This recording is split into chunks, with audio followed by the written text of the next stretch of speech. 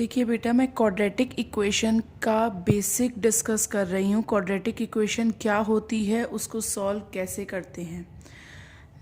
जो भी अगर कोई आपको इक्वेशन दे रखे हो, इक्वेशन मतलब जिसमें इक्वल टू का साइन होता है, ये सबको दिख रहा है इक्वल टू का साइन, यानी कि ये इक्वेशन है।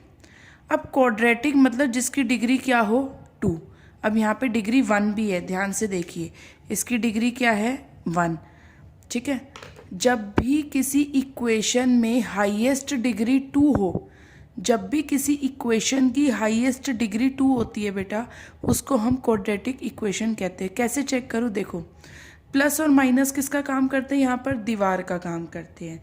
यानी ये एक घर में बैठे हैं, दीवार आ गई, ये दूसरा घर है, दीवार आ गई, ये तीसरा घर है। इस घर में सबसे बड़ी पावर कितनी दिख रही है, 2, उसको नीचे लिख लो। इस घर में सबसे बड़ी पावर कितनी दिख रही है, 1। इस घर में कोई पावर दिख रही है नहीं, तो वो क्या मानी जाएगी बेटा, 0। तो सबसे बड़ी पावर कौन सी आई, 2, तो इसकी डिग्री क्या होगी बेटा, 2। इस पूरी इक्वेशन की डिग्री क्या मानी जाएगी, 2। अगर किसी इक्वेशन की डिग्री 2 होती है तो ऐसी इक्वेशन का नाम होता है क्वाड्रेटिक इक्वेशन। ठीक है। अब यहाँ पर एक्स स्क्वायर का कोफिशिएंट कौन है, एक्स स्क्वायर का कोफिशिएंट, यानी कि if I ask coefficient of x square, कौन है जो एक्स स्क्वायर के साथ खड़ा है, ए। कोफिशिएंट ऑफ एक्स, जो एक्स के साथ खड़ा है, बी। और कांस्टेंट जिसका साथ कोई नहीं दे रहा, यानी कि जिसके साथ कोई भी वेरिएबल नहीं है, वो कौन है बेटा इसमें, सी। तो हमें ये पता चल गया क्वाड्रेटिक इक्वेशन किसे कहते हैं। हमें ये पता चल गया एक्स स्क्वायर का कोफिशिएंट कौन होता है, एक्स का कोफिशिएंट कौन होता है, और कांस्टेंट हम किसको बोलते हैं। अब बात आती है इसको सॉल्व करने की। क्या मतलब होता है इसको सॉल्व करने का। हम क्वेश्चन में लिखा आता है ना सॉल्व, या फिर लिखा है फाइंड रूट्स, या लिखा हुआ है फाइंड सॉल्यूशन। ठीक है। क्या मतलब होता है इसका, सॉल्व लिखा हो, find roots of the quadratic equation लिखा हो, find solutions of the quadratic equation लिखा हो, तो इसका मतलब क्या होता है बेटा, इसका मतलब होता है एक्स की वैल्यू निकालो। अब मुझे कैसे पता चलेगा एक्स की कितनी वैल्यू निकलेगी, जितनी डिग्री होती है एक्स की उतनी ही वैल्यू निकलती है। जितनी डिग्री होती है, जितनी डिग्री होती है उतनी ही एक्स की वैल्यू निकलती है। ठीक है। यहाँ पे डिग्री कितनी है, 2, तो x की कितनी वैल्यू निकलेगी, 2। ठीक है। कितनी वैल्यूज़ निकलेगी यहाँ पर, 2 वैल्यूज़ निकलेगी। उन्हीं वैल्यूज़ को हम बोलते हैं रूट्स, उन्हीं को हम बोलते हैं सॉल्यूशन, उन्हीं को हम बोलते हैं जीरोज़। जैसे एक ही इंसान के कई नाम हो गए। ठीक है। जैसे घर का नाम अलग, बाहर का नाम अलग, स्कूल का नाम अलग, दोस्तों में नाम अलग, ऐसा होता है ना बेटा। ऐसे ही रूट्स बोलो या ज़ीरोज़ बोलो या सॉल्यूशन बोलो या एक्स की वैल्यू बोलो, ये एक ही चीज़ के अलग अलग नाम है। ठीक है। अब इसको सॉल्व कैसे करते हैं, देखो 9th क्लास में हमने मेथड करा था मिडल टर्म स्प्लिट का, लेकिन मिडल टर्म स्प्लिट वाला मेथड हर इक्वेशन में एप्लीकेबल नहीं होता। हर इक्वेशन में मिडल टर्म स्प्लिट हो जाए, हमसे सॉल्व ना हो, या फिर स्प्लिट ही ना हो, ऐसी कंडीशंस आ जाती हैं। तो उस केस में क्या करते हैं, वहाँ पे ये एक मेथड है जो 100% आपको सॉल्यूशंस फाइंड करके देगा, जिसको हम कहते हैं डिस्क्रिमिनेंट मेथड।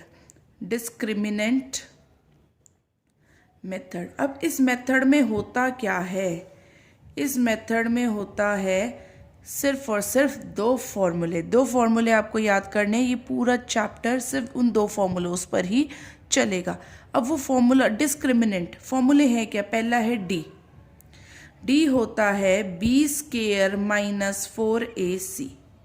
अब ये बी, ए और सी क्या है बेटा, ये रे।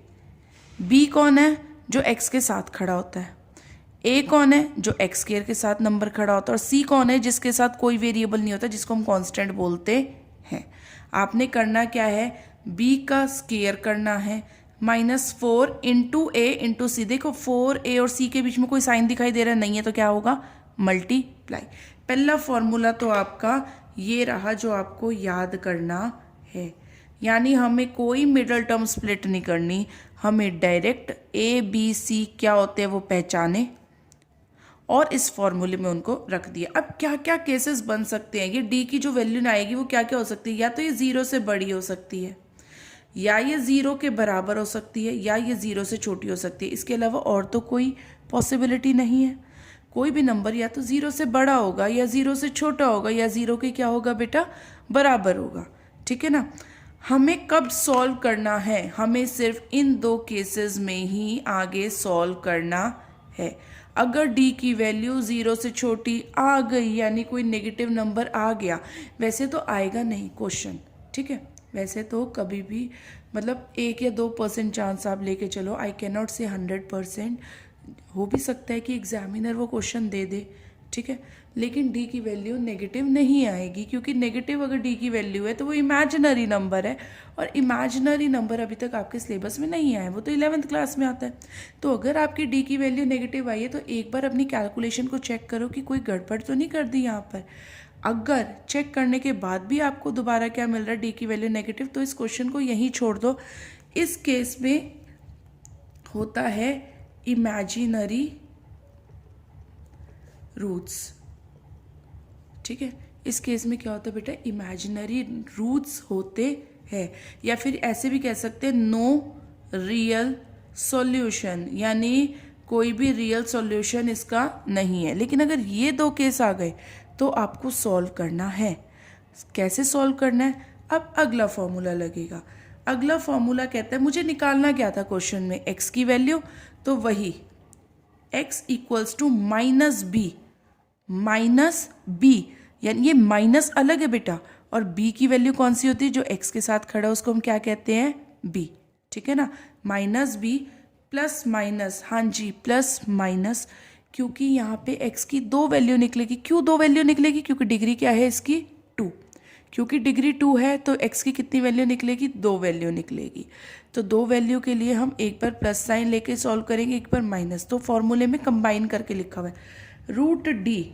ये रूट डी का मतलब क्या है, ये जो डी निकला है, ये जो डी निकला है ना, इसको रूट के अंदर भेजो, अपॉन में 2a, यानी 2 को किससे मल्टीप्लाई करना है, a से, और a कौन है बेटा, जो एक्स स्क्वायर के साथ में बैठा हुआ है।